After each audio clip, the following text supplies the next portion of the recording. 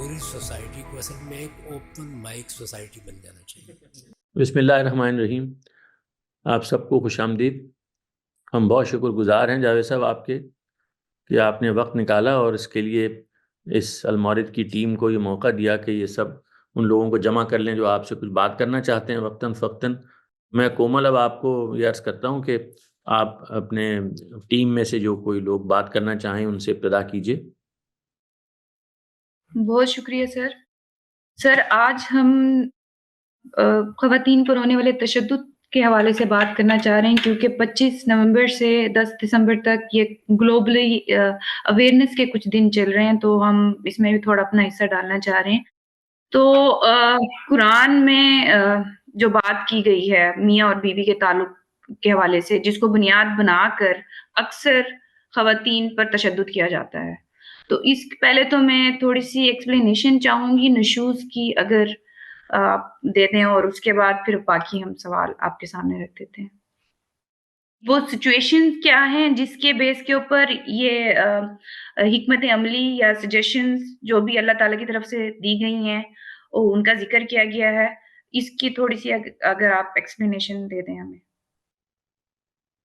پہلی بات تو یہ سمجھ لیجیے کہ اس کا تشدد سے کوئی تعلق نہیں ہے، اس کا تعلق جزا و سزا سے ہے۔ ہمارے ہاں لوگ اس چیز کو نہیں سمجھتے کہ جب کسی جرم کا ارتکاب ہوتا ہے تو اس کی سزا اب ایک باقاعدہ نظام کے تحت ریاست دیتی ہے۔ اس سے پہلے یہ طریقہ نہیں تھا۔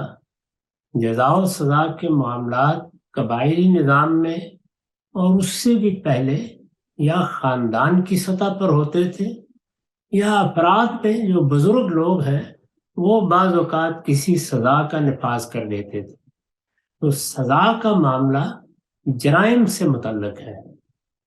گھریلو تشدد ایک بالکل دوسری چیز ہے۔ مجھے غصہ آ گیا، فلاں صاحب اشتعال میں آ گئے، کسی نے زبان خراب کی، کسی نے دشنام کا طریقہ اختیار کیا، کسی نے دوسرے پر ہاتھ اٹھا لیا، یہ تشدد کی صورتیں ہیں۔ یہ بعض اوقات ماں باپ بھی تادیب کے لیے کرتے ہیں تو اس میں حدود سے تجاوز ہو جاتا ہے۔ بچوں کے ساتھ بھی اس طرح کے معاملات ہوتے رہے ہیں۔ قرآن میں جو چیز زیر بحث ہے اس کا تعلق تادیب سے ہے، جو باقاعدہ سزا کی حیثیت سے نافذ ہوتی ہے۔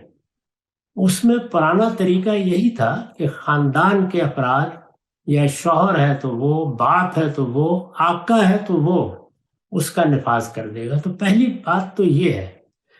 دوسرے یہ کہ وہ جرم کیا ہے؟ وہ جرم نشوز کا ہے۔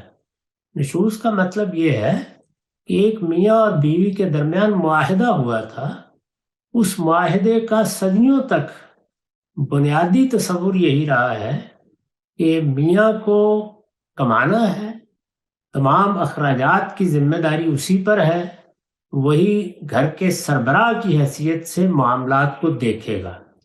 چنانچہ اس کے ساتھ سب کو موافقت کا رویہ اختیار کرنا ہے، جیسے کسی ادارے میں، کسی ریاست میں اختیار کیا جاتا ہے۔ یہ اللہ تعالیٰ نے بھی تلقین کی ہے، یعنی بنیاد یہ ہے کہ چونکہ اس نے تمام اخراجات کی ذمہ داری اٹھا لی ہے، اب تمہاری سب ضرورتوں کا کفیل یہی ہے، تو اس وجہ سے اب اس کے مقابلے میں بغاوت کا رویہ اختیار نہیں کرنا چاہیے۔ یہ بغاوت اولاد اختیار کرے وہ بھی مستوجب سزا ہو جاتی تھی، غلام اختیار کریں ان کے لیے بھی سزائیں مقرر تھیں۔ یہی معاملہ بیوی کا تھا۔ تو یہ اس کی بنیاد ہے جس میں یہ بتایا گیا ہے کہ اگر نشوز کے جرم کا ارتکاب ہو گیا ہے، یعنی خاتون نے شوہر کی وہ حیثیت ہی تسلیم کرنے سے انکار کر دیا ہے۔ ایک چیز تو یہ ہے کہ وہ طلاق کا مطالبہ کر دے، اور ایک چیز یہ ہے کہ نہیں وہ نکاح میں رہ رہی ہے، لیکن یہ کہ وہ گھر کے نظم و نسق کو بالکل ترم برم کرنے پر آمادہ ہو گئی ہے، وہ اب شوہر کو شوہر مان ہی نہیں رہی ہے۔ اس میں پھر کیا کیا جائے؟ تو تادیب کا ایک پورا نظام بنا دیا گیا، اور یہ بتایا گیا کہ پہلے سب لوگ اس کو نصیحت کریں، شوہر بھی نصیحت کرے، گھر والے بھی نصیحت کریں۔ اگر اس سے بھی معاملات درست نہیں ہوتے ہیں تو پھر اس کے ساتھ علیحدگی یا سپریشن کا طریقہ اختیار کر لیا جائے۔ اور پھر تیسرے مرحلے میں یہ کہا گیا ہے کہ اس کو سزا بھی دی جا سکتی ہے، کیونکہ نہ تو وہ طلاق لینے کے لیے آمادہ ہے، نہ گھر چھوڑنے کے لیے آمادہ ہے، اور نہ گھر کے نظم کی پیروی کرنے کے لیے آمادہ ہے۔ یہ بالکل ایسے ہی ہے کہ جیسے ایک آدمی ریاست کے اندر بھی رہ رہا ہے اور پھر وہ اس کی بالاتری کو قبول بھی نہیں کر رہا۔ تو یہ نظم قائم کیا گیا ہے جس میں جزا و سزا کا اللہ تعالیٰ نے اس طرح سے اختیار کیا ہے۔ اس کا کوئی تعلق نہ تشدد سے ہے، نہ اس کا کوئی تعلق گھریلو معاملات میں جو تجاوزات ہوتے ہیں اس سے ہے، وہ باقاعدہ ایک جزا و سزا کا معاملہ ہے۔ اسی لیے میں نے اس پر اپنی کتاب مقامات میں یہ لکھا ہے کہ موجودہ زمانے میں جس طرح ہم نے باقی معاملات میں جزا یا سزا کو ریاست سے متعلق کر دیا ہے، تو اسی طرح اس کو بھی کر سکتے ہیں کہ جب مرحلہ یہاں پہنچ جائے تو پھر گھر والے اس معاملے کو کسی عدالت کے، کسی ثالثی کی جمعیت کے سپرد کر دیں، اور وہاں پر اگر سزا بھی دینی پڑے تو دی جائے۔ تو سزا تو سوسائٹی سے کبھی ختم نہیں ہو سکتی۔ اس وقت بھی جیلیں موجود ہیں، سزا کے طریقے بھی موجود ہیں، کیا سزا دینی ہے اس پر بحث ہو سکتی ہے، لیکن سزا جرائم کی دی جاتی ہے۔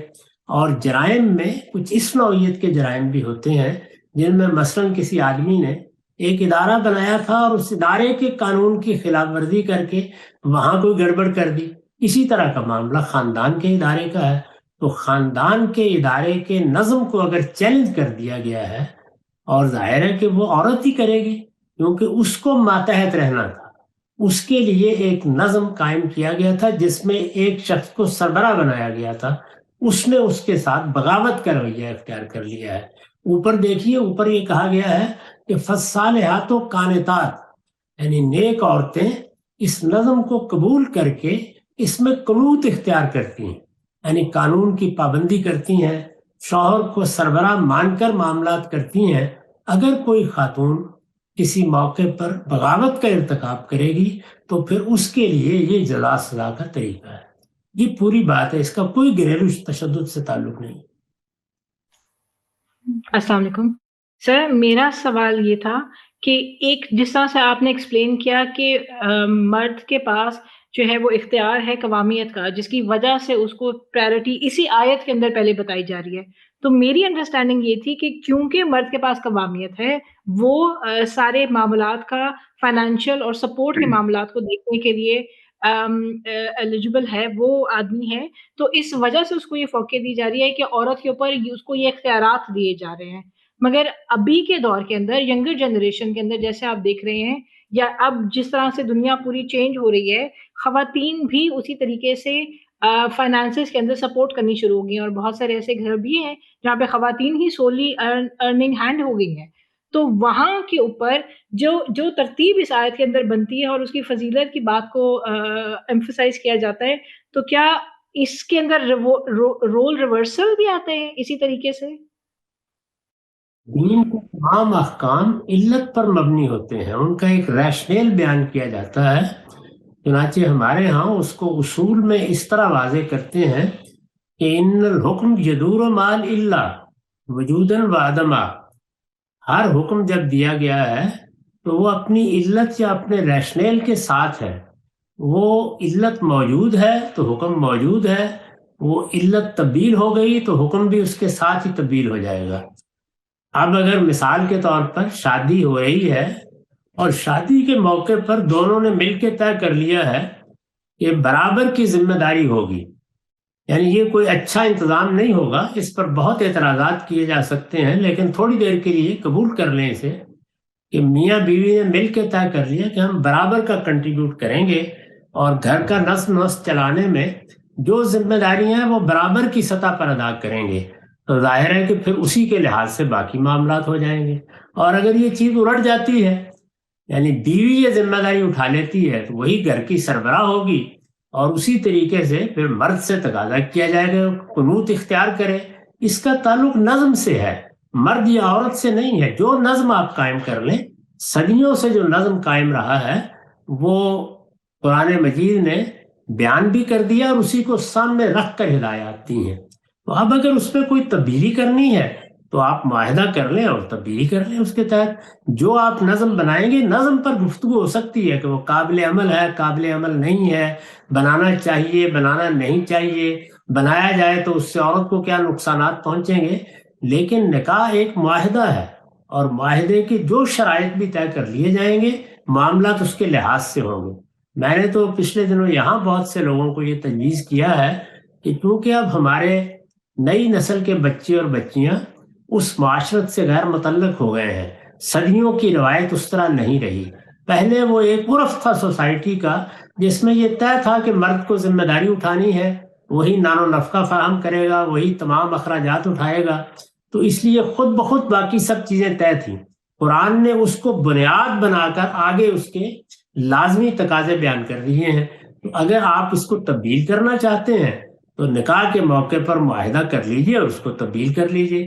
3 سوالات ہیں جن کے جوابات اس معاہدے میں دینے چاہیے. ایک یہ جو بنیادی سوال ہے کہ اخراجات کی، کمانے کی کس پر ذمہ داری ہوگی، یعنی گھر کی ضروریات کون فراہم کرے گا، گھر کون فراہم کرے گا، نان و نفقہ کون فراہم کرے گا، بچوں کے لیے اخراجات کون اٹھائے گا، سب اخراجات اٹھانے کی ذمہ داری کس پر ہے. پہلی بات یہ ہے. جب آپ اس کو طے کر لیں گے تو اگلا سوال پھر یہ ہوگا کہ اگر ظاہر ہے کہ 2 افراد پر مشتمل ایک گھر بن رہا ہے، اس میں جمہوریت تو ہو نہیں سکتی. اگر کوئی اختلاف ہو جائے گا تو اب تو طے ہے کہ اختلاف کی صورت میں مرد کی رائے فیصلہ کن ہو جائے گی. لیکن پھر کیا ہوگا اس کو طے کر لیں. اور تیسرا یہ ہے کہ اب علیحدگی کے معاملے میں بھی مرد کو اختیار دیا گیا ہے کہ وہ علیحدگی کا فیصلہ کرے گا، عورت علیحدگی کی درخواست کرے گی جیسے کہ ہر ادارے میں ہوتا ہے. اس صورت میں پھر آپ بتا دیں کہ کیا طریقہ ہوگا. تو وہ پورا کا پورا نظم تبدیل کیا جا سکتا ہے اگر اس کا ریشنل آپ تبدیل کر دیں، اور یہ بالکل ٹھیک ہوگا، اس پہ کوئی اعتراض نہیں. اعتراض اس پر ہوگا کہ جو آپ نظم بنا رہے ہیں اس سے اپنے لیے کوئی مسائل تو نہیں پیدا کر لیں گے. اس پر گفتگو کی جا سکتی ہے، لیکن اللہ تعالیٰ نے جو نظم لوگوں نے بنایا ہوا تھا اس کو سامنے رکھ کر ہدایات دی.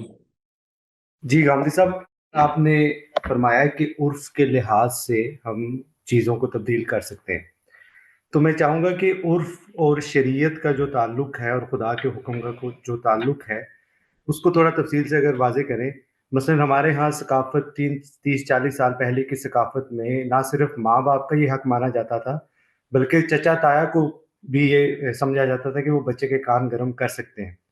لیکن آج وہ چیز بدل رہی ہے اور فیوچر میں ایسے لگ رہا ہے کہ شاید ماں باپ کا بھی یہ حق نہ مانا جائے کہ وہ بچے کے اوپر ہاتھ اٹھا سکیں. تو جو قرآن میں یہ کہا گیا ہے کہ ہاتھ اٹھا سکتے ہیں، اس کا اور عرف کا جو تعلق ہے اور پوری شریعت کے ساتھ جو عرف کا تعلق ہے اس کے بارے میں آپ کیا کہیں گے؟ عرف کا تعلق اس سے ہے کہ چیز فی الواقع ہے کیا. یعنی ماں باپ کے لیے کسی سوسائٹی نے کیا قاعدے طے کر دیے ہیں، کیا حقوق مان لیے ہیں. اسی طرح بیوی اور شوہر کے تعلق میں کیا قاعدہ بنایا ہے. عرف یہاں سے پیدا ہوگا. تو جو عرف سوسائٹی میں ہوگا، قرآن نے یہ بتایا ہمیں کہ اس کے لحاظ سے شریعت آ جائے گی. یعنی شریعت اس عرف پر مبنی ہے. عرف نے ریشنل پیدا کیا ہے، آپ نے عرف کو تبدیل کر دیا. میں اس وقت اس پہ گفتگو نہیں کر رہا کہ آپ اسے تبدیل کریں یا نہیں کریں. میں یہ عرض کر رہا ہوں کہ آپ نے تبدیل کر دیا، وہ ایک امر واقعی کی حیثیت اختیار کر گیا تو ریشنل تبدیل ہو گیا. تو شریعت اس ریشنل پر کھڑی ہے. جب آپ اسے تبدیل کر دیں گے تو شریعت نے اصول کیا دیا ہے وہ اصول قائم رہے گا. وہ یہ کہ جو نظم بھی آپ نے قائم کیا ہے اس میں اگر کوئی سربراہ بنایا گیا ہے تو اسے تادیب کا حق ہوگا، اس کو آخری فیصلہ کرنے کا حق ہوگا. اور اگر آپ نے کوئی سربراہ نہیں بنایا تو پھر آپ بتائیں کہ سربراہ کے بغیر یہ نظام چلے گا کیسے. جو فیصلہ بھی کرنا ہے وہ کر لیجیے. سربراہی کے لیے یہ بات بالکل واضح ہے کہ وہ عرف اصل میں کھڑا ہی اخراجات کی ذمہ داری اٹھانے پر ہے. مرد کو چونکہ اللہ تعالیٰ نے زیادہ صلاحیت دی ہے ہاتھ پاؤں مارنے کی، وہ ہر طرح کے حالات میں کمانے کے لیے تیار ہو جاتا ہے. موجودہ زمانے کی ملازمتیں ہوں یا قدیم زمانے کی مشقتیں ہوں، وہ اٹھانے کے معاملے میں بہت آگے بڑھ جاتا ہے. تو اس لیے فطری طور پر اس پر یہ ذمہ داری پڑی ہوئی تھی. یہ ذمہ داری اس کو سوسائٹی نے دی، عرف نے دی. اس کے نتیجے میں جو نظم قائم ہوا وہ بھی عرف پر مبنی ہے. اس نے تبدیل ہونا ہے. وہ تبدیل ہو سکتا ہے. یعنی اگر اس میں کوئی خرابی پیدا ہوگی تو علم و عقل کی روشنی میں توجہ دلائی جائے گی. وہ مبنی ہی علم و عقل کے تقاضوں پر ہوتا ہے. جب وہ تبدیل ہو جائے گا تو جو اصول شریعت نے دیا اس کے لحاظ سے حکم تبدیل ہو جائے گا. اصول کیا دیا گیا ہے؟ وہ یہ کہ سربراہ ہونا چاہیے، یہ کہ جو سربراہ ہے اس کے ساتھ قنوت کا رویہ اختیار کرنا چاہیے. اب یہ شریعت ہے. جب قنوت کے رویے میں کوئی خرابی پیدا ہوگی، یہاں تک کہ وہ ریبیلیس ایٹیٹیوڈ بن جائے گا، وہ بغاوت بن جائے گی، تو پھر حق تعدیب حاصل ہو جائے گا. یہ ہے شریعت. اب آپ عرف وہ ہے تو اس شریعت کو ایسے ہی رکھیں گے، اور عرف تبدیل ہو گیا تو شریعت تو ویسی ہی رہے گی، اس کے افراد تبدیل ہو جائیں گے. یعنی وہی حقوق جو پہلے ایک کو حاصل تھے وہی حقوق دوسرے کو حاصل ہو جائیں گے. یعنی اگر عرف، اس جگہ آپ نے فرمایا نا کہ شریعت یہ ہے کہ خاندان کا ایک سربراہ ہونا چاہیے.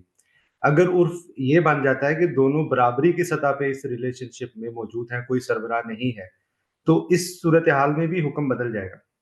یہ ظاہر بات ہے. اس کے بعد تو اصل میں پھر ذمہ داری کی نوعیت ہی بدل گئی نا. ذمہ داری کی نوعیت ہی تبدیل ہو گئی. یعنی پھر اس کے بعد جو نظام آپ نے بنایا ہے وہ نظام اصل میں کوئی نظام نہیں ہے. دو آزاد افراد ہیں، وہ مل کے رہ رہے ہیں. انہوں نے ذمہ داری اٹھانے کے لیے باہمی معاہدہ یہ کیا ہے کہ جب کوئی ضرورت پڑے گی وہ برابر برابر کنٹریبیوٹ کر دیں. ظاہر ہے کہ اس میں پھر وہ سب بحثیں ہوں گی کہ برابر کے کنٹریبیوشن کے ایک قابل نہیں ہے تو پھر کیا ہوگا، دوسرا نہیں ہے تو پھر کیا ہوگا، کیا ہر معاملے میں روزانہ یہی طے ہوگا، کنٹریبیوشن کی جائے گی تو کس طرح کی جائے گی. اگر کوئی اختلافات، میں نے 3 سوالات اٹھا لیے ہیں.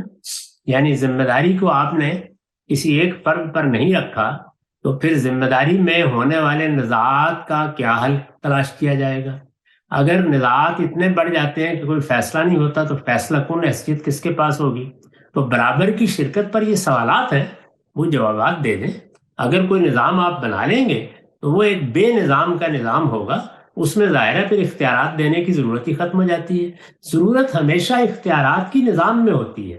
آج ہم فیصلہ کر لیں کہ کوئی ریاست نہیں ہوگی، لوگ آزاد ہیں، وہ اپنے طریقے کے مطابق معاملات کر رہے ہیں. اس میں اگر کسی نے کسی پر زیادتی کی ہے تو وہ خود اس زیادتی کا بدلہ لے لے گا. وہ چاہے گا تو اس کے گریبان پر ہاتھ ڈال دے گا، چاہے گا تو اپنے رشتہ داروں کو بلا لے گا، چاہے گا تو اپنے بیٹوں کو بلا کے اس پہ گھر پہ حملہ آور ہو جائے گا. اگر آپ نے یہ نظام بنا لیا تو اس کا مطلب ہے سوسائٹی کو آپ نے نظم سے الگ کر دیا. اب اس کے بعد ضرورت ہی نہیں رہ گئی یہ کہنے کی کہ کس کو ماننا ہے کس کو نہیں ماننا، کس نے ذمہ داری اٹھانی ہے کس نے ذمہ داری نہیں اٹھانی. پھر سوسائٹی نے ذمہ داری اٹھا لی. تو پہلے یہ طے کیجئے کہ کیا کوئی یہ قابل عمل صورت ہے خاندان کے نظم کو قائم کرنے کے لیے. تو اگر آپ کے خیال میں قائم کرنے کے لیے ضروری نہیں ہے تو پھر ظاہر ہے کہ احکام ختم ہو گئے سارے کے سارے. احکام کا تعلق تو اس سے تھا کہ ہم نے یہ مانا کہ ہمیں نظم چاہیے، ہم نے یہ مانا کہ ذمہ داری کسی ایک پر ہونی چاہیے، ہم نے یہ تسلیم کیا کہ اس ذمہ داری میں حقوق اختیارات بہرحال متعین کیے جائیں گے. یہ اتنی باتیں ہم نے مانی تھیں، اس کو لحاظ کر کے قرآن مجید نے ہمیں ہدایات دی تھی. جب ہم نے اس عرف کو تبدیل کر دیا، الٹ دیا، تو وہی احکام عورت کے لیے ہو جائیں گے. ہم نے اس کو تبدیل کر دیا تو اصل میں انارکی کو اختیار کر لیا. تو انارکی کو اختیار کرنے کے بعد تو پھر کچھ پوچھنے کی ضرورت باقی نہیں رہ جاتی. ٹھیک ہے سر. اب میں امید کرتی ہوں کہ ہماری طرف سے آخری سوال ہوگا اور پھر اس کے بعد ہم باقی لوگوں کے سوال لے لیں گے. میں ایک یہاں پر جو آپ نے بات کی ہے، جو آپ نظم کی بات کر رہے ہیں، وہ ایک لاجک بناتی ہے، میں اس سے اختلاف نہیں کر رہی ہوں. یہاں پر مجھے آپ صرف یہ بتا دیں کہ جو آپ نے گھر کے نظام کو درہم برہم ہونے کی بات کی تھی بیوی کی طرف سے، کیا ایک یہ اسپیسیفک کنڈیشن ہے کہ نشوز صرف ایک طرح کی کنڈیشن کے ساتھ منسلک ہے؟ دوسری مجھے یہ بات جاننی ہے کہ جو جزا و سزا کی یا تعدیب کی بات آپ نے کی ہے، تو اگر آج کے دور میں یا کسی بھی دور میں جو حکمت عملی بتائی گئی ہے کہ یہ ایکسٹریم لیول پر یہ والا چیز اختیار کر لی جائے، تو آپ کو لگتا ہے کہ یہ ورک کرتی ہے اس طرح سے؟ میں آپ کے پاس کوئی آئے کہ میری بیوی یہ اس طرح سے حرکتیں کر رہی ہے، تو آپ کیا اس کو کہیں گے کہ آپ ان کو 2 لگا دیں؟ آپ نہیں دیکھیے، بات یہ ہے کہ 2 لگا دیں تو پھر وہی آپ نے گھریلو تشدد کو بیان کر دیا، وہ بالکل اور چیز ہے. یہاں یہ ہے کہ یہ مسئلہ پیدا ہو گیا ہے یہ جو قنوت کا تقاضا کیا گیا تھا، خاتون اس کو قبول کرنے کے لیے تیار نہیں ہے. اب کیا کیا جائے؟ دو ہی صورتیں ہو سکتی ہیں. علیحدگی کا فیصلہ کر لیا جائے یا گھر کے نظم کو قائم کیا جائے. تو گھر کے نظم کو قائم کرنے میں آپ کیا کریں گے؟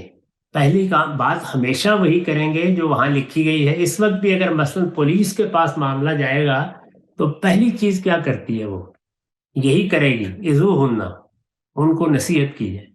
نصیحت کرنے کا عمل مہینہ 2 مہینے خاندان کی طرف سے، گھر والوں کی طرف سے جاری رہے گا. اگر اس میں بھی کامیابی نہیں ہوگی تو پھر اس کے بعد سپریشن بتایا گیا ہے کہ دوسرا طریقہ یہ ہے کہ پھر علیحدہ ہو جاؤ. ہو سکتا ہے اس سے تنبیہ ہو جائے. تو اس کے معنی کیا ہے؟ اس کے معنی یہ ہے کہ ایک فریق اصل میں بغاوت پر آمادہ ہے، وہ کسی چیز کو بھی ماننے کے لیے تیار نہیں ہے. اس مرحلے پر آ کر بھی پھر وہی انتخاب ہوگا کہ یا علیحدگی ہوگی یا کوئی سزا دی جائے گی. ہو سکتا ہے سزا سے کوئی درستی ہو جائے. آخر اس دنیا کے اندر آپ نے جزا و سزا کا ایک نظام رکھا ہوا ہے نا. یہ کس لیے سزا دیتے ہیں؟ جب یہ پوچھا جاتا ہے کہ سزا تو مؤثر نہیں ہوتی تو پھر جیلیں بھی بند کر دینی چاہیے. وہاں پر بھی آپ کیا کرتے ہیں؟ سزا دے کے کوشش کرتے ہیں کہ تنبیہ ہو جائے. تو سزا کیا ہے؟ وہ تنبیہ کا طریقہ ہے. اصلاح کے تو پہلے دونوں مواقع ختم ہو گئے. یعنی کسی آدمی کے شعور کو مخاطب کرنا، اس کی عقل کو مخاطب کرنا، اس کو یہ بتانے کی کوشش کرنا، یہ سارے معاملات ختم ہو گئے کہ بھائی یہ گھر ہے، اس کو گھر کے طریقے پہ چلنا چاہیے. نشوز کے بارے میں آپ بس سادہ بات سمجھ لیجیے، پھر اس کے بعد کبھی اس میں تردد پیدا نہیں ہوگا. یعنی گھر کے سب معاملات کے بارے میں ہمیں ہدایت کی گئی ہے عاشرہن بالمعروف. یعنی ہم بھلے آدمیوں کی طرح معاملات کو چلائیں. گھر میں اختلافات ہوتے ہیں، بعض اوقات بڑے غیر معمولی فیصلے کرنے پڑتے ہیں. کسی چھوٹے معاملے کو بڑا نہ بنایا جائے. کوشش کی جائے کہ ایک دوسرے کی عزت اور وقار کو قائم رکھ کے مشورے کے ساتھ معاملات چلائے جائیں. کوئی ایسا نازک موڑ آ گیا جس میں فیصلہ کرنا ہے اور وہ فیصلہ ناگزیر ہے، دونوں میں سے کوئی بھی قائل معقول ہونے کے لیے تیار نہیں ہے، پھر کیا کیا جائے؟ ظاہر ہے کہ جو 2 آدمیوں پر نظم بنایا گیا ہے اس میں سربراہ کو فیصلے کا اختیار ہوگا. اس فیصلے کو نہ ماننے کو نشوز کہتے ہیں. بہت شکریہ سر. منیر صاحب یہ آپ کی میری گزارش یہ ہے جاوید صاحب کہ ایک سوال ہی پیدا ہوتا ہے کہ جو قرآن کی آیت ہے بما فضل اللہ بعضهم علی بعض، تو اس میں یہ بیان جو ہے یہ نیچر کا ہے، فطرت کا بیان ہے کہ یہ عرف ہے؟ یعنی مرد جو ہے وہ دونوں چیزیں بیان کی گئی ہیں نا.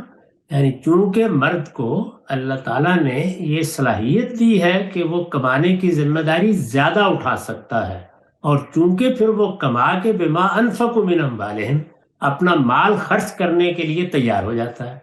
یعنی وہ عورت کو یہ حق دے دیتا ہے کہ تمہیں کمانے کی ضرورت نہیں ہے، تم اطمینان کے ساتھ گھر میں بیٹھو، تمہاری ثوابدید ہے، تم کماؤ یا نہ کماؤ، میں کماؤں گا اور تمام اخراجات پورے کروں گا.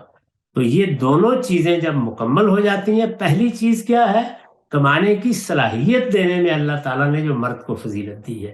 دوسری کیا ہے؟ اس کا کمانا اور ذمہ داری اٹھانا. یہ پوری بات ہے. جب وہ یہ ذمہ داری اٹھا لیتا ہے تو پھر وہ کیا ہے؟ وہ پھر قوام ہے، یعنی گھر کا سربراہ ہے، جیسے کسی ادارے کا سربراہ ہوتا ہے. جیسے ہی وہ سربراہی اختیار کر لیتا ہے تو اب ظاہر ہے سربراہ کو جو اختیارات ہوتے ہیں وہ اس کو حاصل ہو جاتے ہیں. اس میں یہ آخری درجے میں سزا کا اختیار بھی ہے. یہ ہے اصل میں قرآن مجید کی پوری بات.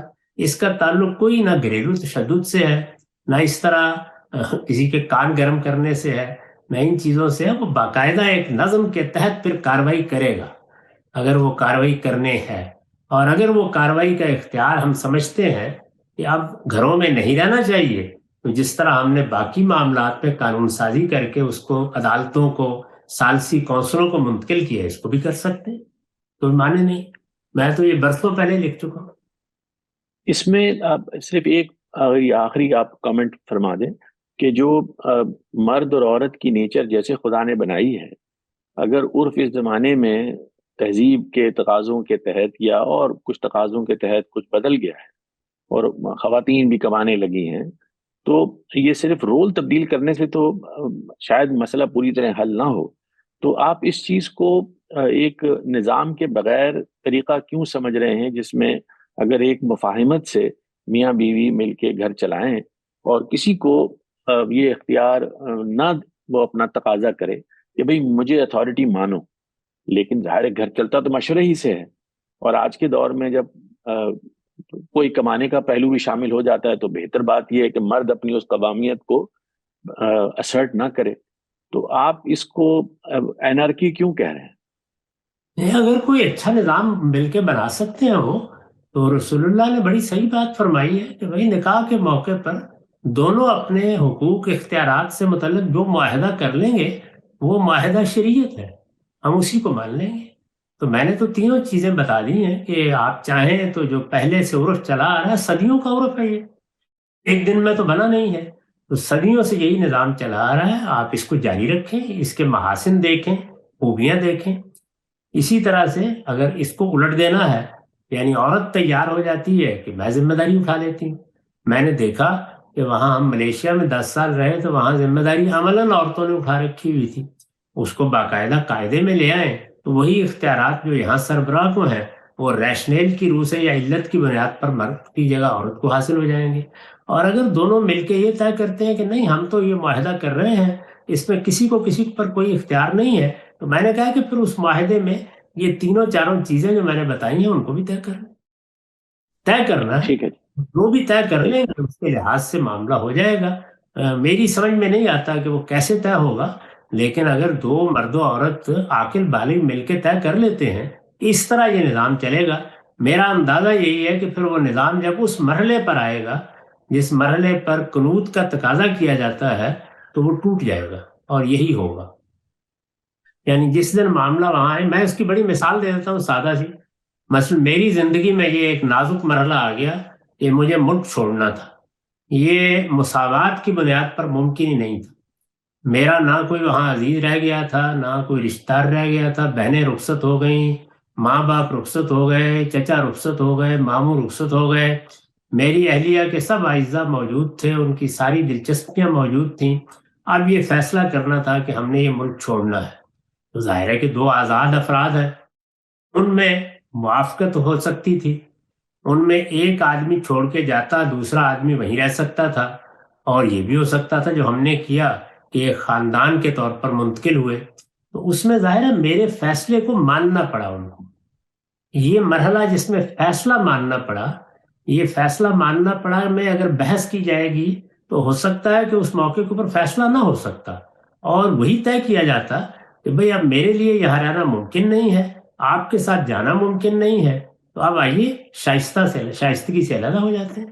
تو یہ تو جس نظم میں بھی آپ اپنے ادارے میں دیکھ لیں، جو آپ کوئی کاروبار کر رہے ہیں اس میں دیکھ لیں، اگر آپ فیصلہ کن اتھارٹی کی جگہ ختم کر دیں گے تو پھر جس وقت اس طرح کا کرائسس پیدا ہوگا، اور وہ خاندان میں بہت سے معاملات میں پیدا ہوتا ہے. ابھی ہمارے یہاں ڈیلس میں نے دیکھا، ہمارے ایک بڑے عزیز دوست ہیں، ان کی اہلیہ کچھ خاص شعبے میں کام کرنے کو پسند کرتی تھی.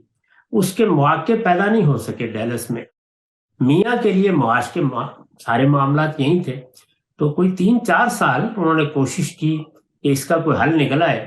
جب کوئی حل نہیں نکلا، یعنی دو ہی صورتیں تھیں، یا میاں یہاں سے جائیں یا بیوی یہاں رہنے کا فیصلہ کرے. جب اس کا کوئی حل نہیں نکلا تو علیحدگی ہو گئی. تو اس کو پھر تیار رہنا چاہیے اس کے لیے. یعنی جو کام آپ اس طرح کا بنائیں گے، اسی طرح یہ سوچ لیں کہ فرض کر لیجئے کہ عورت کمانے کی پوزیشن میں نہیں رہی یا مرد کمانے کی پوزیشن میں نہیں رہا، اور ایک خاص صورتحال ایسی پیدا ہو گئی ہے جس کے اندر وہ کہہ رہا ہے کہ دیکھیے معاہدہ تو یہ کیا گیا تھا، یا وہ کہہ رہی ہے اس معاہدے کی روح سے آپ کو برابر کا کنٹریبیوٹ کرنا ہے. اب اس وقت تو مکان کے کرائے کا مسئلہ پیدا ہوا ہے، بچے کی فیس کا معاملہ پیدا ہوا ہے. وہ اس پوزیشن میں نہیں ہے، یا اس میں اتنی ہمت نہیں رہی، یا کوئی اور تکلیف آ گئی، بیماری آ گئی، یا بچوں کی پیدائشی کے مراحل میں ضرورت ایسی پڑ گئی کہ جس میں زیادہ چھٹی کرنی پڑ گئی اور اس میں برابر کا کنٹریبیوشن نہیں ہو سکا. یا موافقت ہوگی، ایک آدمی اصرار کرنے پہ آمادہ ہو جائے گا، یا معاہدے کا حوالہ دے گا اور علیحدگی ہو جائے گی. تو اس کو قبول کر لینا چاہیے. اس وقت جو نظام بنا ہوا ہے ہمارے عرف میں، اس میں عورت کو ان تمام چیزوں سے بالاتر کر دیا گیا ہے.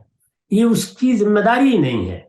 یعنی اس کو تشویش نہیں ہونی ہے، کما کے مجھے لانا ہے، مکان کا کرایہ مجھے دینا ہے، گھر کے اخراجات مجھے پورے کرنے ہیں.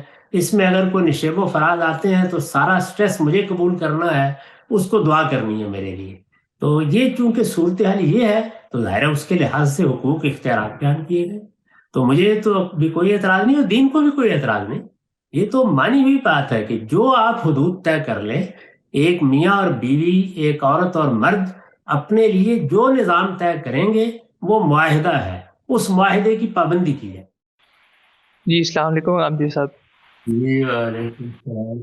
اچھا میرا سوال یہ ہے کہ مجھے یہ بات سمجھ میں نہیں آئی کہ قوام بنانے کے 2 ریزنز ہیں اس آیت کے اندر، کہ ایک تو کہ یہ کہ اللہ تعالیٰ نے فضیلت دی ہے، اور دوسرا کہ انہوں نے اپنا مال خرچ کیا ہے.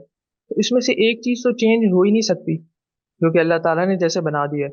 تو اگر دوسری چیز ہم بدل بھی دیں کہ مال عورتیں خرچ کر لیں، تو اس بنیاد پہ آپ قوام کیسے تبدیل کر سکتے ہیں؟ یعنی دونوں برابر چینج ہونی چاہیے.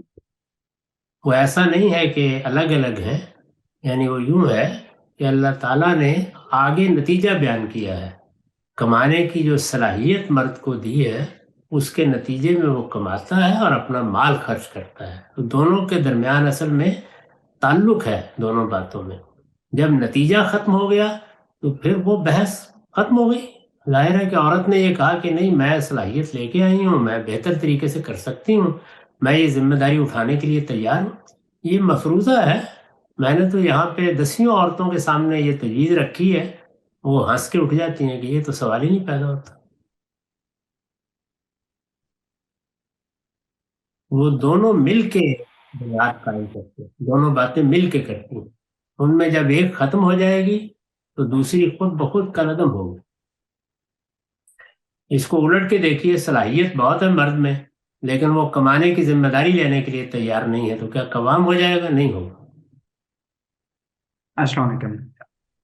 جوید صاحب، آپ نے جو علت بیان کی ہے قوامیت کے لیے، یعنی کہ مال خرچ کرنا، علت آج کے دور میں اس کو بنانا اور پھر معاہدے میں لے کر آنا، تو خاص طور پہ جس طرح آپ بیان کرتے ہیں کہ یہ ایک ادارہ ہے، تو یہ بڑا ماڈرن سا جو وہ ایک کونوٹیشن بن جاتی ہے کہ انسٹیٹیوٹ ہے، اور اس طرح کا تعلق جو ہے وہ بڑا پولیٹیسائز ہو جاتا ہے. اور خاص طور پہ جس طرح سے ہم جو ہے وہ دیکھ رہے ہیں کہ فیمنزم کا اثر ہے، اس کی 3rd 4th ویو بڑھ رہی ہے. تو ایک مسلسل پاور سٹرگل جو ہے وہ 2 جینڈرز کے درمیان جو ہے وہ چلتی رہے گی. اور مین وائل جو انسان کی ایک فطری ضرورت ہوتی ہے گھر میں سکون و عافیت، وہ اس طرح سے برقرار نہیں رہے گا. تو انسانی فطرت کو اگر اس پہ چھوڑ دیا جائے معاہدے کی بجائے، جس طرح کہ عرف چلتا آ رہا ہے اور ازل سے اسی طرح میرے کی حد تک جو ہے ایسے ہی جاری و ساری ہے، یہ جائے کہ ہم اس کو معاہدے پہ چھوڑ دیں اور معاہدے میں پھر جو ہے معاہدہ فطری ضرورتوں کے تحت ہو ہی نہ پائے.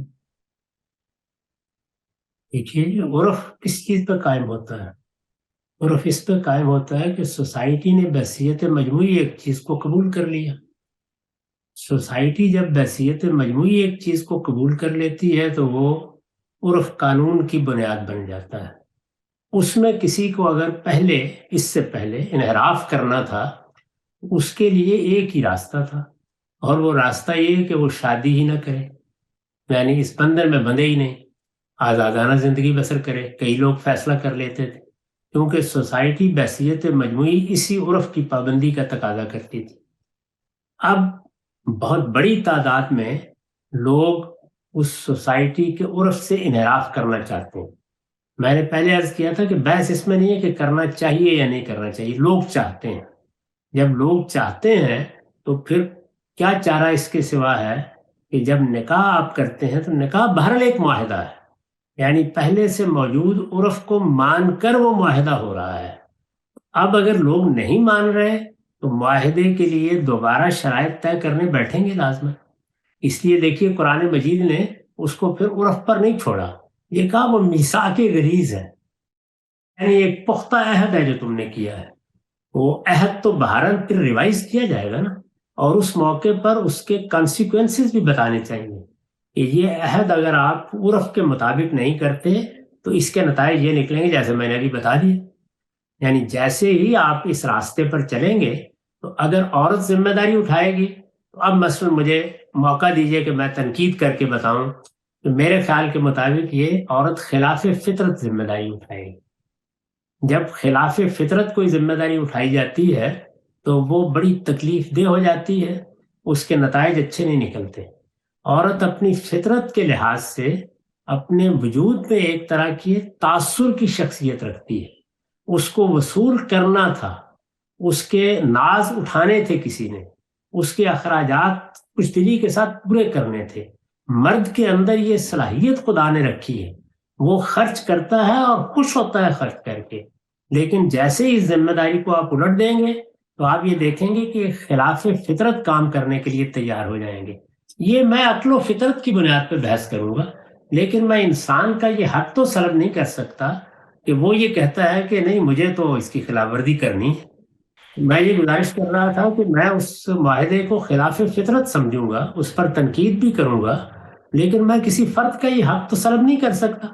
وہ اس سے پہلے یہ کہتا تھا کہ مجھے شادی نہیں کرنی، میں یہ ذمہ داری اٹھانے کے لیے تیار نہیں ہوں، تو دین نے اس کو مجبور نہیں کیا کہ تم ضرور نکاح کرو. اسی طرح کا معاملہ اب ہوگا، یعنی ایک مرد و عورت مل کے طے کر رہے ہیں، اس میں مرد اس کے لیے تیار ہو گیا ہے کہ وہ اخراجات کی ذمہ داری نہیں اٹھائے گا، اور وہ عورت سے لے کے کھانے کے لیے تیار ہے. تو میں اس کو بھی خلاف فطرت سمجھتا ہوں، لیکن وہ تیار ہو گیا. اور عورت اس کے لیے تیار ہو گئی کہ میں یہ ذمہ داری اٹھاؤں گی اور میں اس کی سب مشقتیں جھیلوں گی اور میں خوش دلی کے ساتھ خاندان پر خرچ کروں گی. تو اگرچہ میرے نزدیک یہ فیصلہ خلاف فطرت ہے، لیکن وہ تیار ہو گیا. تو میں نے یہ عرض کیا ہے کہ دین کو سمجھیں. دین جو عرف آپ نے قائم کیا ہے وہ فطرت کے مطابق ہے، اس پر کھڑا ہو کر اب آپ کو بتا رہا ہے کہ شریعت کیا تقاضا کرتی ہے. آپ نے اس کے ریشنیل کو یا اس عرف کو تبدیل کر دیا. یہ آپ نے جو کام کیا ہے اس کے کچھ برے نتائج نکلیں گے، لیکن وہ نتائج اب عقل و فطرت کی روشنی میں زیر بحث آنے چاہیے. جب ایک آدمی نے فیصلہ کر لیا ہے، یہ ایسے ہی ہے جیسے ہم ایک بچے کو کہتے ہیں کہ بھائی تم کچھ پڑھ لکھ لو، کچھ ذمہ داری کا ثبوت دو، کچھ معاملات کر لو، وہ ہنر سیکھ لو، آخر دنیا میں رہنا ہے. وہ نہیں سیکھتا، اور اس کے بعد کیا ہوتا ہے؟ اس کے بعد دونوں نتیجوں میں سے ایک نتیجہ نکل آتا ہے، یا رسوائی ہوتی ہے، اور یا اللہ تعالیٰ کو غیر معمولی طریقے سے اس کو رزق دے دیتا ہے. تو جن کو غیر معمولی طریقے سے مل جاتا ہے وہ مستثنیات بھی ہوتے ہیں. تو ممکن ہے لوگ اس طریقے کا کوئی نظم چلا کے دکھا دے، وہ مستثنیات ہوں گی، ہر جگہ پائی جا سکتی ہیں. تاہم اصل بات یہی ہے کہ جب آپ نے کسی معاملے کو چلانا ہے تو اس میں معیشت کی ذمہ داری ایک فرد پر ہونی چاہیے، اس کو یہ ذمہ داری لازماً لینی چاہیے تاکہ یہ معاملہ نزاعات سے پاک رہے. اور اس معاملے میں اگر آپ طے کریں گے تو مرد ہی کو لینی چاہیے. قرآن نے یہ بیان کیا کہ مرد نے لی ہے تو ٹھیک لی ہے، اور جب لی ہے تو یہ اس کے حقوق بھی قائم ہو گئے. عورت لینا چاہتی ہے لے لے. میں نے تو تجویز کیا لوگوں کو کہ ایک معاہدہ آپ نکاح کے موقع کے اوپر باقاعدہ ہمارے نکاح نامے کے ساتھ منسلک کر دینا چاہیے، کیونکہ لوگوں کے اندر اس چیز کا شعور نہیں ہے، احساس نہیں ہے. وہ اصل میں نتیجے کے اوپر گفتگو کر رہے ہیں، یعنی انہوں نے جزا فضا شروع کر دی ہے اس پر. ریاست نے کیوں عدالتیں بنائی ہوئی ہیں، یہ جیلیں کیوں بنائی ہوئی ہیں، یہ پولیس کیوں بنائی ہوئی ہے، یہ جگہ جگہ کیوں ناکے لگا کے ہم کو پکڑتے ہیں. وہ اس پر گفتگو کر رہے ہیں، اس پر گفتگو نہیں کر رہے کہ ریاست بنی کیوں ہے. تو یہی معاملہ یہاں ہوا ہے، یعنی ساری توجہ خواتین کی اس پر ہو گئی ہے کہ یہ مرد کو اختیار کیوں دے دیا گیا ہے، کیوں دیا گیا ہے، اس کی بنیاد کیا ہے، وہ کس چیز کا تقاضا ہے، اس پر گفتگو ہی نہیں ہو رہی. تو میں نے اس کو تحلیل کر کے بتا دیا ہے کہ دین کا حکم ایک ریشنیل پر مبنی ہے. وہ ریشنیل یہ ہے، آپ اس کو تبدیل کریں اور پھر اس کے نتائج بھگتیں. دین کو کوئی اعتراض نہیں، وہ پھر دنیا ہی میں سزا جو ملنی ہے مل جائے گی. جاوید صاحب، یہ نشوز کی صورت میں مرد کو جو سزا دینے کا اختیار ہے، تو سزا تو پھر یہی سمجھ آتی ہے کہ تشدد ہی ہوگا. پھر دوسری میری گزارش یہ تھی کہ مطلب اگر مرد جو ہے وہ جو ہے گھر کا امن چین جو ہے اسے چیلنج کر رہا ہے، فساد کر رہا ہے، تو کیا اسے بھی سزا دے کے ٹھیک کیا جا سکتا ہے؟ جی بالکل، کیوں نہیں دیا ہے. اب یہی ہوتا ہے، یعنی آپ جس وقت کوئی آدمی کسی نظم کو کسی ادارے میں اگر اس طرح کا معاملہ ہو جائے، پولیس کیوں قائم کی ہوئی ہے آپ نے؟ وہ کیا کرتی ہے؟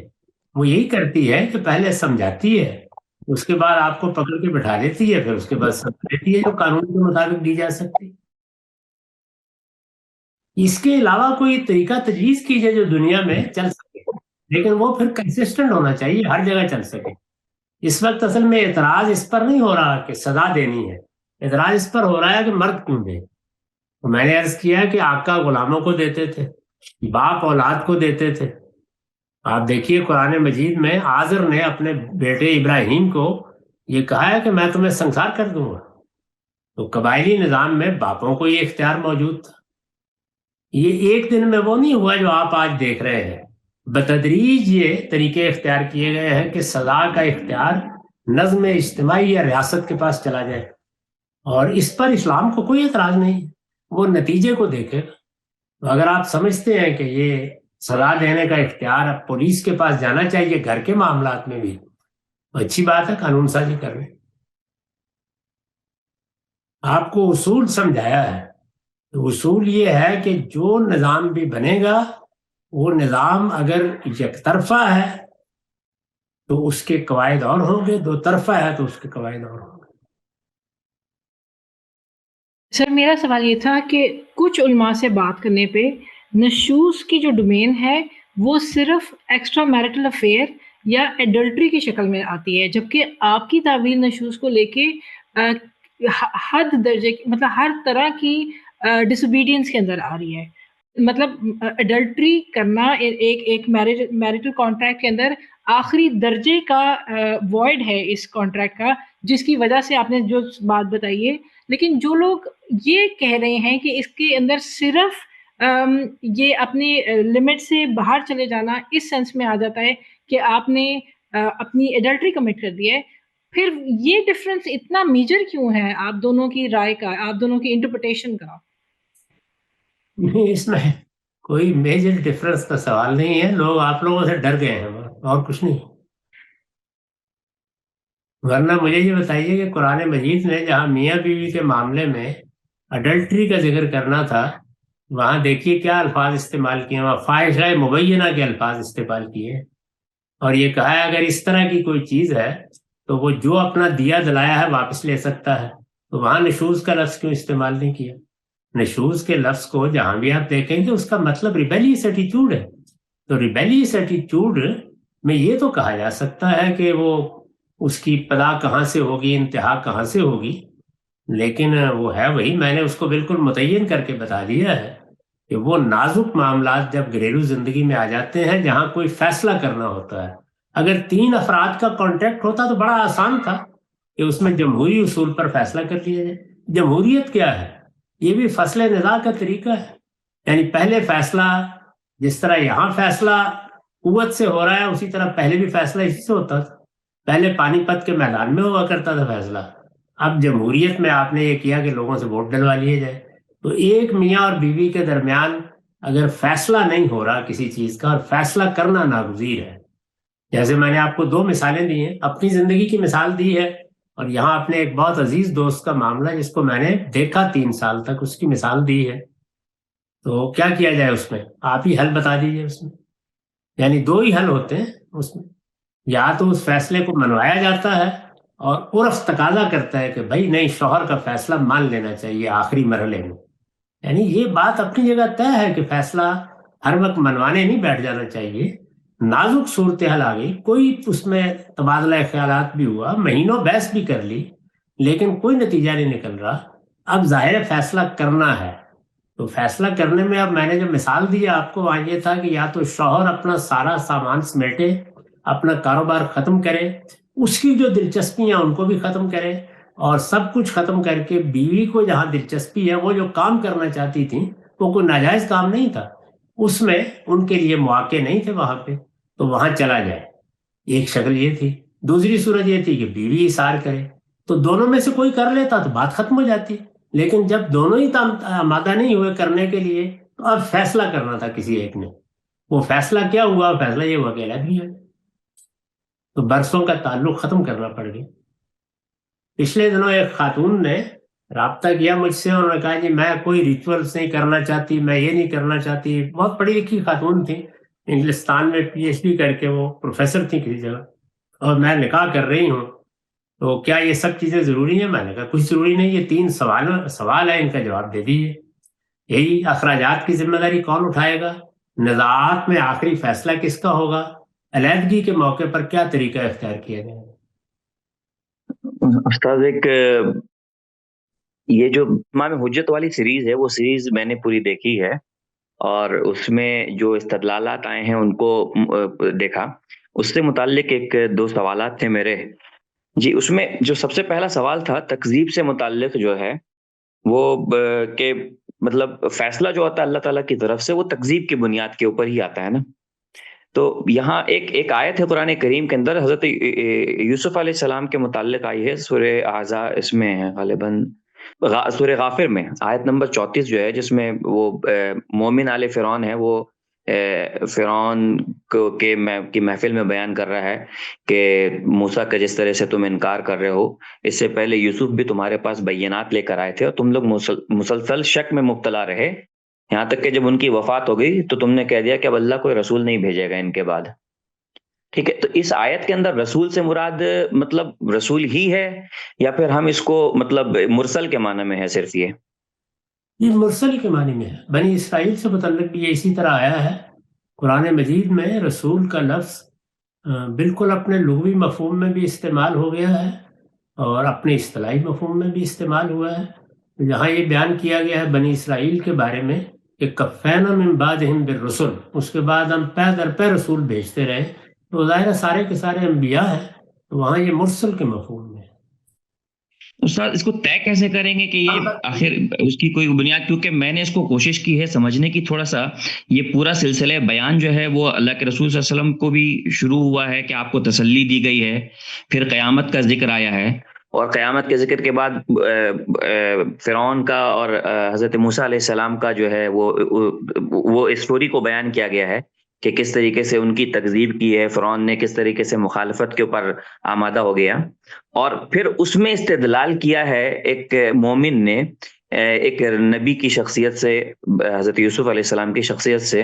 تو یہ پورا سلسلہ بیان بظاہر تو ایسا سمجھ میں آ رہا ہے کہ یہ رسول کا سلسلہ ہے, اور میں یہ سمجھنے کی کوشش کر رہا تھا کہ اس کو ہم کیسے سمجھیں. اس میں تو رسالت زیر بحث ہی نہیں, نہ رسالت زیر بحث ہے نہ رسالت کا قانون زیر بحث ہے. اس میں حق کے پیغامبر کی تکذیب زیر بحث.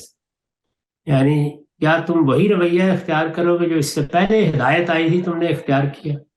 رسول دو چیزوں کو لے کر آتا ہے, خدا کی ہدایت, جہاں جہاں ہدایت زیر بحث ہے وہاں پر وہ مرسلی کے مفہوم میں ہوتا ہے یا نبی ہی ہوتا ہے, اور جہاں جہاں عدالت زیر بحث ہے تو یہاں تو کوئی عدالت زیر بحث نہیں ہے.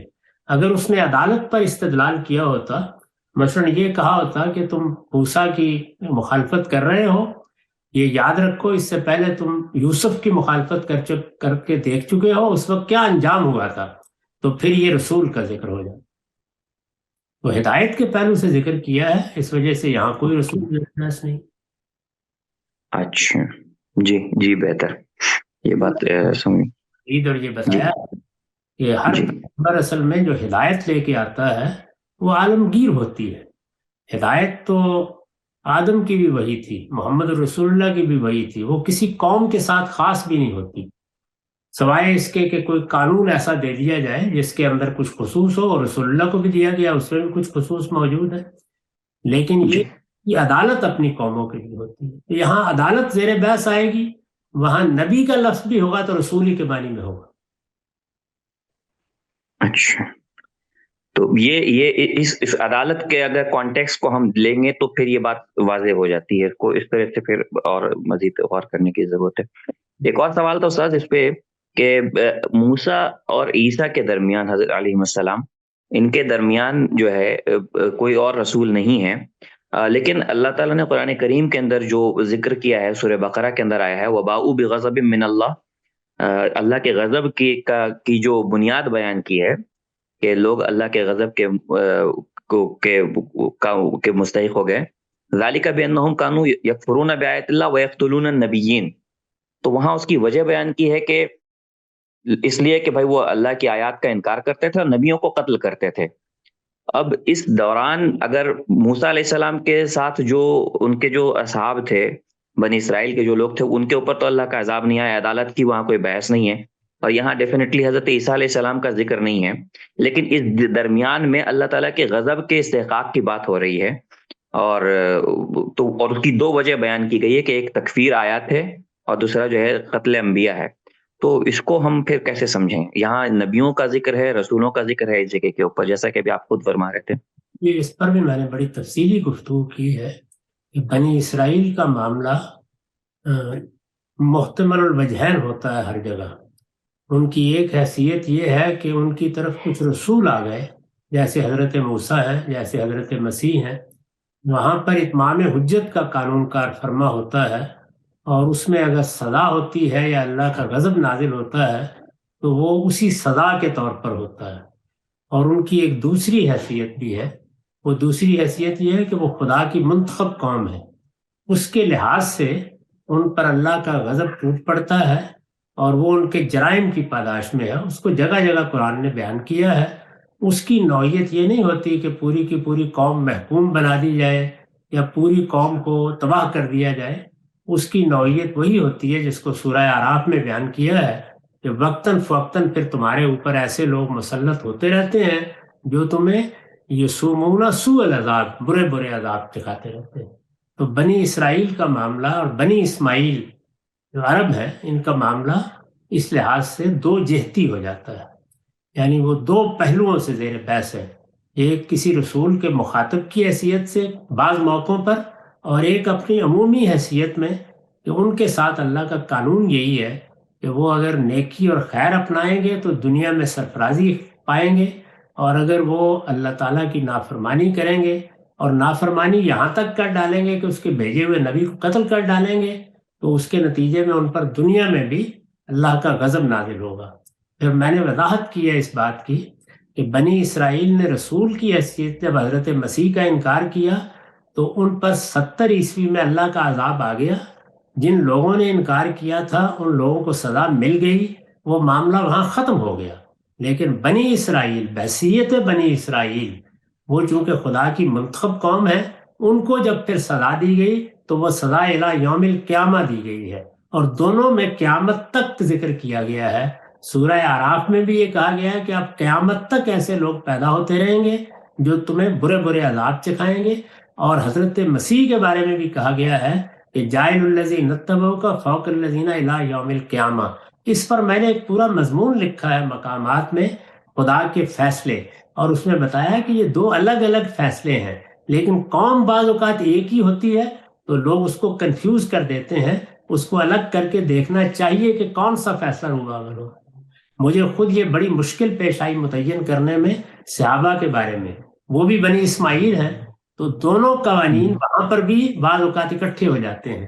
ایک جو رسول اللہ کی بعثت کے بعد ان کے انکار کے نتیجے کا قانون ہے، اور دوسرے وہ قانون جس کو قرآن نے بھی بیان کیا ہے اور بائبل نے بھی بیان کیا ہے، تورات میں بھی بڑی وضاحت سے بیان ہوا ہے، اور جس کے تحت جزیرہ نما عرب کی خصوصی حیثیت متعین کی گئی ہے. اس میں ظاہر ہے یہ سوال پیدا ہوتا ہے کہ ان کے اقدام کو بھی اسی قانون کے تحت دیکھا جا سکتا ہے.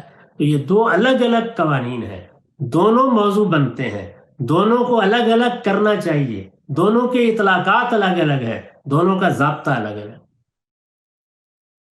تو یہ حضرت مسیح کے بعد تو حضرت مسیح کے بعد تو یہ بات بہت واضح طور پہ سمجھ میں آتی ہے. قرآن کریم نے اس کا ذکر بھی کیا ہے کہ الی یوم القیامہ کے الفاظ ملتے ہیں، لیکن یہاں اس آیت میں جو خاص طور پہ ذکر ہے وہ اصحاب موسیٰ کو اللہ تعالیٰ مخاطب کر رہے ہیں. قلتم یا موسیٰ، یہود کو کہہ رہے جو، یعنی الی یوم القیامہ تو صرف مدت بیان کر رہا ہے، یعنی تو وہی ہے کہ سزا ملے گی. جی میں نے اس کو بیان تو یہاں پر ابراہیم کی دعوت کے عنوان سے دیکھیے میزان میں نے بتایا ہے کہ ذریت ابراہیم کے لیے دنیا ہی میں سزا کا قانون ہے، اس کا کسی رسول کی بعثت سے کوئی تعلق نہیں. جی بہتر. یہ دو بالکل الگ الگ چیزیں ہیں، ان کو الگ الگ رکھ کے ہمیشہ دیکھنا چاہیے. کبھی قرآن اس کا ذکر کرے گا، کبھی دوسری کا ذکر کرے گا. یہ بنی اسرائیل کو جتنی سزاؤں کا ذکر کیا ہے، مثال کے طور پر یہ کہ تم نے جب سبت کے معاملے میں یہ کیا تو ہم نے تمہیں بندر بنا دیا، یہ کیا چیز ہے؟ یہ اسی قانون کے تحت ہوا ہے جو ان کے خصوصی انتخاب کا قانون ہے. ہم ہر روز ہیلے کرتے ہیں، کبھی بھی اس کا نتیجہ یہ نہیں نکلتا. السلام علیکم استاذ. میرا سوال آپ سے یہ ہے کہ قرآن مجید کا اصل اعجاز یا اس کا اس کے اندر اعجاز کا پہلو کون سا ہے؟ ایک تو اس کی فصاحت و بلاغت ہے، اور دوسرا اس کا جو نظام فکر ہے، جو اس کا کانٹینٹ ہے۔ تو قرآن مجید کا اصل اعجاز کیا ہے آپ کے نزدیک؟ یہ اصل اعجاز اس کا کانٹینٹ ہے، اس میں کوئی شبہ ہی نہیں ہے، لیکن اس کانٹینٹ کو جو پیرہن دیا گیا ہے الفاظ کا، وہ بھی ظاہر ہے بڑا غیر معمولی ہے۔ لوگوں کی توجہ زیادہ تر اس پر رہتی ہے، اس لیے کہ وہ ظاہر ہے، باطن تک پہنچنا ذرا مشکل ہوتا ہے، لیکن اصل اعجاز وہی ہے۔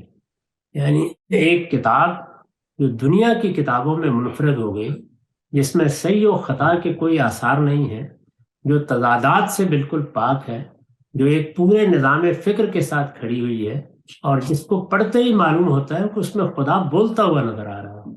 یہ اس کے کانٹینٹ کا معاملہ ہے۔ پیرہن بھی اس میں بڑی یعنی ظاہر ہے کہ جو پیرہن اس کو اختیار کیا گیا ہے وہ بھی بہت موجز ہے، غیر معمولی ہے، لیکن اصل چیز اس کا کانٹینٹ بھی۔ استاذ مجھے آپ سے یہ پوچھنا تھا کہ قرآن پاک کا مطالعہ کرتے ہوئے یہ محسوس ہوتا ہے کہ اللہ تعالیٰ بیشتر مقامات پہ یہ اعتراض نقل کرتے ہیں مشرکین کا کہ ان پر ان کے پروردگار کی طرف سے کوئی نشانی کیوں نہیں نازل کی گئی۔ تو اس سے جو بظاہر محسوس ہوتا ہے وہ بالکل یہی ہے نا کہ رسول اللہ صلی اللہ علیہ وسلم کو نبوت کے لیے کوئی ایسا حصی معجزہ اللہ کی طرف سے نہیں ملا۔ یہ بات ٹھیک ہے استاذ اپنی ذات میں؟ جی ہاں، جس طرح پہلے پیغمبروں کو اس طرح کے حصی معجزات دیے جاتے تھے جو ان کی قوموں پر حجت تمام کرنے کا باعث بنتے تھے یا برہان بن جاتے تھے ان کی نبوت کی، اس طرح کا کوئی معجزہ آپ کو نہیں ملا۔ تو استاذ اس بارے میں یہ پوچھنا آپ سے مطلوب ہے کہ آخر وہ اللہ کی کیا حکمت ہے، کیونکہ جب ہم قرآن پڑھتے ہیں تو ایسا محسوس ہوتا ہے کہ مشرکین نے آخری حد تک کوشش کر دی ہے اعتراض اور طنز کرنے کی کہ آخر آپ پچھلے رسولوں کی طرح کی کوئی ایک نشانی تو ہمیں دکھائیے، اور معاذ اللہ سورہ اعراف میں تو یہاں تک کہا گیا ہے کہ جس طرح قرآن گھڑ کے لے آئے ہیں تو کوئی معجزہ بھی گھڑ کے دکھائیں، کیونکہ قرآن گھڑنا تو آسان ہے، آپ معجزہ نہیں گھڑ سکتے، اس کا مطلب ہے کہ آپ حقیقی نبی نہیں ہیں۔ تو وہ اللہ کی حکمت کیا ہے جس کے پیش نظر اللہ نے رسول اللہ صلی اللہ علیہ وسلم کو قرآن کے ساتھ ہی کوئی ایسا حصی معجزہ اللہ دے سکتا تھا کہ کم از کم ہم اس طرح کی باتیں نہیں سنتے مشرکین کی طرف سے؟ تو وہ کیا حکمت ہے اس کے پیش نظر اللہ کے جو اللہ تعالیٰ نے آپ کو ایسا کوئی حصی معجزہ نہیں دیا؟ 10 جگہ پہ اللہ نے اس کا جواب دیا ہے، اس سے آپ کا اطمینان کیوں نہیں ہوگا؟ بتا دیا گیا کہ ہمیں یہ اس طرح کے معجزے دینے سے اسی چیز نے روک دیا ہے کہ آج تک اس کا کوئی فائدہ حاصل نہیں ہوا۔ مانگنے والے مانگ تو لیتے ہیں لیکن اس کے بعد پھر کفر ہی کرتے ہیں، تو اس وجہ سے ہم نے یہی فیصلہ کیا ہے کہ اس کی کوئی ضرورت نہیں، علم و عقل ہی کی بنیاد پر لوگ فیصلے کریں۔ یہ خود قرآن نے جواب دیا اس کا۔ استاد ہمارے بہت سے مفسرین سورہ بنی اسرائیل کی جو آیت 59 ہے جس کی طرف آپ نے اشارہ بھی کیا کہ ہمیں نشانیاں بھیجنے سے اسی چیز نے روکا ہے کہ پہلے لوگوں نے اسے جھٹلا دیا، تو اس سے یہ استدلال کرتے ہیں کہ حقیقت میں اللہ تعالیٰ نے اس لیے ایسا نہیں کیا کہ جب کوئی حصی معجزہ اللہ دکھاتا ہے اور لوگ اس کا انکار کرتے ہیں تو پھر واجب ہو جاتا ہے کہ ان کے اوپر آسمان سے اسی وقت عذاب نازل ہو جائے۔ تو اللہ کے پیش نظر یہ تھا کہ آخری امت کے اوپر ایسا عذاب نہ آئے، اس لیے اللہ نے ایسا نہیں کیا۔ کیا یہ بات اپنی جگہ درست ہے؟ جو بات قرآن نے پوری بات بیان کر دی ہے کہ ہم نے معجزہ اس وجہ سے نہیں دیا، اس میں کیا خلا رہ گیا ہے جس کو پر کرنے کے لیے یہ بات کہنے کی ضرورت؟ استاد یہ ہر جگہ اس آیت کے تحت، اور ایک سورہ انبیاء کی آیت 6 ہے اس کے تحت یہی لکھا جاتا ہے عام طور پر، جو میں نے دیکھا کہ اصل مقصود اسی وجہ سے اس کو اللہ تعالیٰ نے ایسا نہیں کیا کہ ہم عذاب نازل نہیں کرنا چاہ رہے آسمان سے، اور مجھے لگتا ہے شاید یہی وجہ ہے کہ جو اتمام حجت کا جو قانون ہے اس کو اسی سے منسلک کیا ہے ہمارے اکثر مفسرین نے، کہ کیونکہ حصی معجزہ پیغمبر رسول اللہ صلی اللہ علیہ وسلم کو نہیں دیا گیا اس لیے ان پر آسمان سے عذاب بھی نہیں آیا۔ تو کیا آپ سمجھتے ہیں کہ یہ اپنی عقل سے ایک چیز کو پر کیا گیا ہے ادھر؟ یہ میرے نزدیک تو قرآن کا جواب مکمل ہے، تام جواب ہے، اس میں کوئی ضرورت ہی اس کی نہیں ہے کہ اس طرح کی چیز فرض کی جائے۔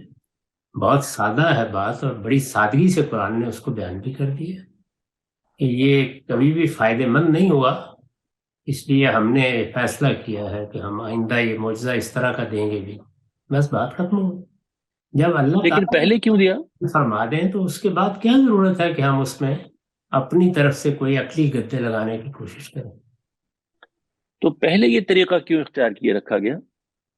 یہ بتایا اللہ تعالیٰ نے کہ ہم نے یہ طریقہ اختیار کیا تاکہ لوگوں کے لیے مختلف طریقے اختیار کیے نا، ہم نے ان کو پیغمبر بھیجے، ہم نے ان کی طرف نبی بھیجے، ہم نے ان کو فطرت دی، اور یہ ساری چیزیں ہم دیتے رہے ہیں تاکہ مقصد یہی تھا کہ لوگ اپنی اصلاح کر لیں، جب بار بار کے تجربات سے یہ واضح ہو گیا کہ وہ اس سے کوئی علم حاصل نہیں کرتے تو ہم نے بھی اپنا طریقہ بدل دی. تو اللہ تعالیٰ نے اچھا استاد، علم کی بنیاد کے اوپر فیصلے کرنے کا طریقہ اختیار کیا ہے، یہ تو اس کا ناگزیر نتیجہ ہے. اس نے اپنے علم کی بنیاد پر فیصلے نہیں کیے. اچھا استاد، آپ جیسے اکثر یہ بات بیان کرتے ہیں نا کہ علم اور عقل کا امتحان ہے، تو ہم دیکھتے ہیں کہ بہت سے پیغمبروں کے معاملے میں اللہ نے ایسے صریح معجزات دیے. حضرت عیسیٰ علیہ السلام کی مثال سامنے ہے، تو کیا وہاں پر علم کا امتحان ختم نہیں ہو گیا لوگوں کے لیے جنہوں نے اپنی آنکھوں سے مردوں کو زندہ ہوتے ہوئے دیکھ لیا؟ نہیں، علم کا امتحان تو کبھی بھی ختم نہیں ہوتا. اس کی وجہ یہ ہے کہ آپ کو استدلال ہی کرنا پڑتا ہے. انسان ایسی چیزوں کو کبھی جادو قرار دے کر، کبھی کوئی شعبدہ قرار دے کر اپنے لیے راہیں نکال لیتا ہے.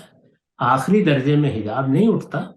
تو علم و عقل کے امتحان کا مطلب یہ نہیں ہے کہ معجزہ جب آ جاتا ہے تو وہ بالکل ہی ختم ہو جاتا ہے. وہاں بھی استدلال ہی کرنا ہوتا ہے. فرعون کے دربار میں کیا ہوا ہے؟ فرعون نے بھی استدلال ہی کیا. تو اس لیے علم و عقل کے حجابات تو کبھی بھی آخری درجے میں نہیں اٹھتے. اس دنیا میں کوئی نہ کوئی باقی رہ جاتا ہے.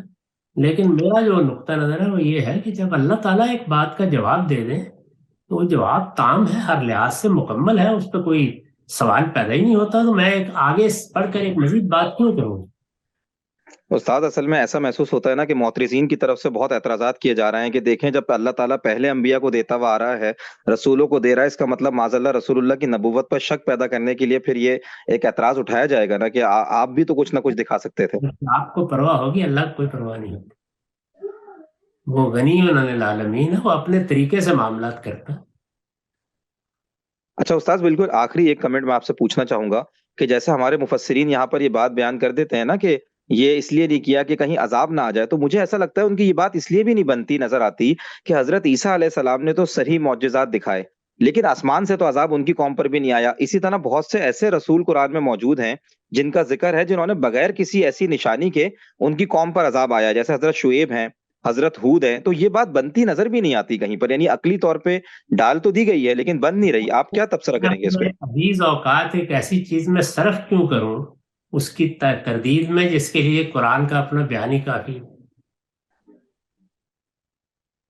استاد، لیکن ان کی بات کی تردید قرآن سے ہوتی نظر آتی ہے، یہ میں پوچھنا چاہ رہا ہوں، ایسا محسوس ہو رہا ہے؟ یہ آپ طے کرتے رہیے. میرے نزدیک تو اسی آیت سے ہو گئی. اچھا ٹھیک. یہ ہے کہ جو آیت قرآن کی ہے اس نے ہر چیز کی تردید کر دی. یعنی میں نے بتا دیا کہ میں نے فلاں کام اس لیے کیا ہے، اس کے بعد گنجائش کیا رہ گئی کہ میں یہ دیکھوں کہ اب کوئی اور کیا بتاتا ہے کہ میں نے، یعنی اس کا مطلب تو یہ ہے کہ آپ کو اطمینان نہیں ہو رہا کہ اللہ تعالیٰ نے غالباً کوئی صحیح بات نہیں بیان کی. خالد ظہیر صاحب نے ابھی ایک ویڈیو اپلوڈ کی جس میں وہ اقبال کی فکر اور آپ کی فکر کے بارے میں بات کر رہے تھے، اور اس میں انہوں نے آخری جملہ یہ کہا کہ آپ نے جو ہے وہ ان کی اپروچ کو فارورڈ کیا ہے. تو میں آپ سے جاننا چاہتا کہ یعنی اقبال نے بھی ریکنسٹرکشن کا لفظ یوز کیا ہے، آپ نے بھی ریکنسٹرکشن کا لفظ یوز کیا ہے، آپ کی فکر میں اور اقبال کی فکر میں اور آپ کی اپروچ میں اور اقبال کی اپروچ میں مطلب کیا کامن ہے، اور اگر آپ کی الگ فکر ہے تو وہ کیا ہے؟ اگر اس میں کچھ بتا دیں کیونکہ کچھ کنفیوژن رہتی ہے اس سے.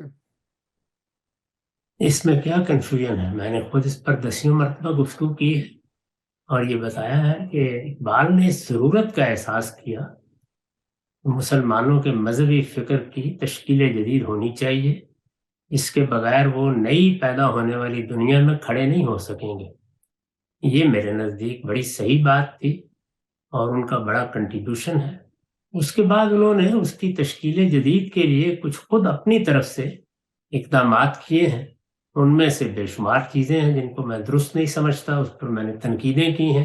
وہ تنقیدیں بھی بہت سی جگہوں پر میں نے خود کر دی ہیں. رہی یہ بات کہ میرا فکر کیا ہے، تو میرا خیال ہے کہ اب تو اس کے ایک ایک جز کو میں نے واضح کر دیا ہے، اس میں اب کیا ابہام باقی رہے. استاد، اتمام حجت سے ہی متعلق سوال تھا ایک اور میرا، وہ یہ کہ اگر اتمام حجت کا جو قانون ہے وہ صرف رسولوں کے ساتھ متعلق ہے اور انبیاء کا یا بالواسطہ جو دعوت پہنچتی ہے کسی تک کے، اس کا تعلق پھر جو ہے اس کا فیصلہ وہ حتمی فیصلہ قیامت کے روز ہی ہوگا، تو اس سے ایک متعلق ایک جزیہ ہے جو عام طور پہ ہم لوگ جس کو دیکھتے ہیں، دیکھا گیا ہے، نکاح کا اور اس کا ذبیحہ کا معاملہ.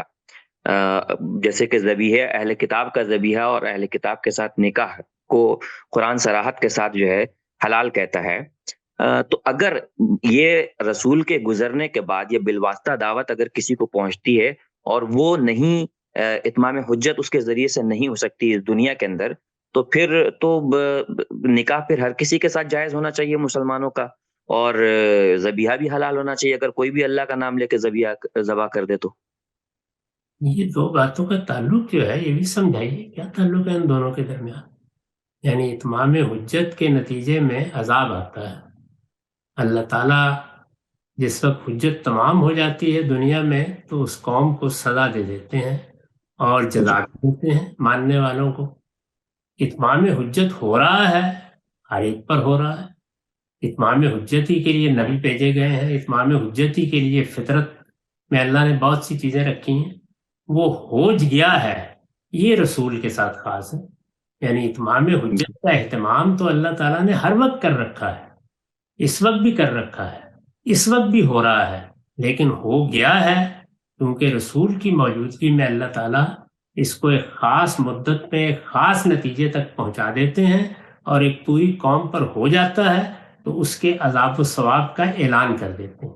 یہ ہے اتمام حجت کا قانون۔ اس کا ان دو باتوں سے کیا تعلق ہے؟ یعنی وہ اتمام حجت کی وجہ سے جائز قرار دی گئی ہیں، یہ کہاں سے معلوم ہوا؟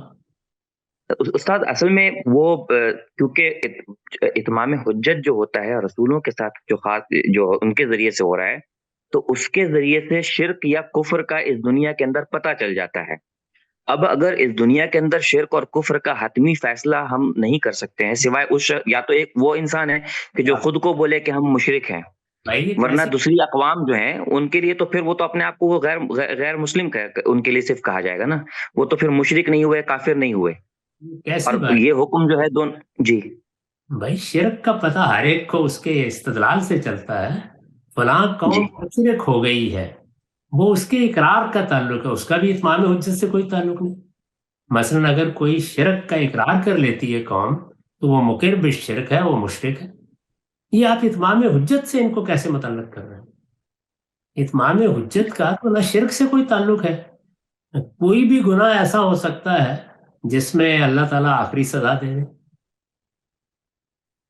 نہیں، عملاً غیر مسلم حضرات اگر ہیں، میں بہت صاف لفظوں میں بولوں، جیسے کہ ہندوستان میں ایک ہندو ہے، وہ ایک ہم اس کو عام لفظوں میں کہیں گے تو وہ غیر مسلم ہے، ٹھیک ہے، لیکن عملاً تو وہ شرک کر رہے ہیں، اور اگر ہم ان کے ساتھ شرک کو کہاں سے نکالا ہے یہ کہ اس کو مشرک اس وقت کہا جائے گا جب حجت تمام ہو جائے گی؟ یہ کبھی میں نے کہا ہے؟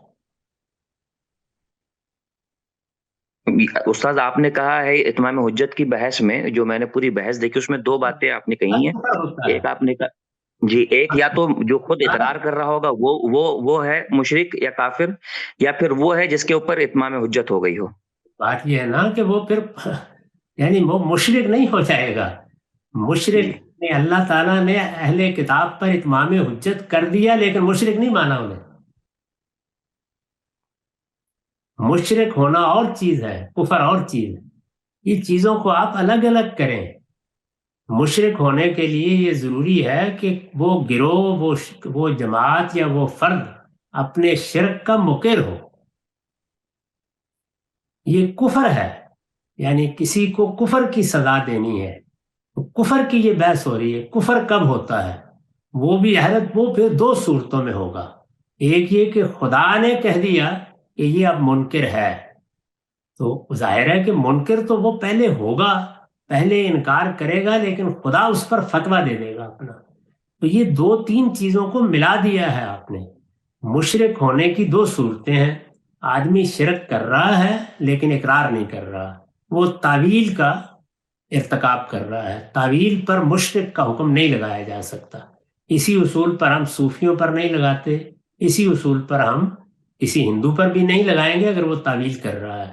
لیکن اگر وہ اپنے شرک کا اقرار کر رہا ہے تو مسلمان بھی کرے گا تو ضرور لگائیں گے، کہیں گے وہ تو کہہ رہا ہے کہ میں مشرک ہوں۔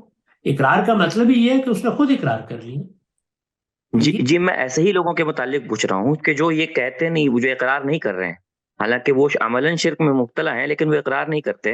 ایسا اگر کوئی انسان ہو پھر اس کے ساتھ کیا معاملہ ہوگا؟ وہ اہل کتاب میں سے نہیں، ایک ہندو ہے سیدھے لفظوں میں، تو کیا ایسے انسان کا ذبیحہ یا ایسے لوگوں کے ساتھ جو ہے نکاح حلال ہوگا؟ پر بنا علت دیکھیں گے نا، یعنی ان کا ذبیحہ بھی اسی صورت میں ہوگا جبکہ وہ شرک کرتے نہیں ہیں، یعنی مشرک نہیں ہے، اپنے شرک کا اقرار نہیں کر رہے ہیں اور اللہ کے نام پر ذبح کریں گے. تو پہلے دیکھوں گا نا اس ہندو نے اللہ کے نام پہ ذبح کیا ہے، پھر پوچھوں گا کہ بھائی تم کس اللہ کے نام پہ ذبح کر رہے ہو. وہ اگر کہتا ہے کہ کائنات کے پروردگار کے نام پہ کر رہا ہوں تو پھر اس میں کیا شبہ ہے اس کے ذبیحے کے صحیح ہونے. جی بہتر، یہی سننا تھا، سمجھ گئی بات. پہلے چلیے جناب، آج کی اہل کتاب کا ذریعہ بھی اسی وقت ہوگا جب وہ اللہ کا نام لے کے کریں. بالکل بات واضح ہو گئی، شکریہ جان. آپ سب شرکا کا بہت شکریہ، سب آپ کا بھی بہت شکریہ. انشاءاللہ پھر آپ سے اگلے جمعہ کو ملاقات ہوگی. جی خدا حافظ.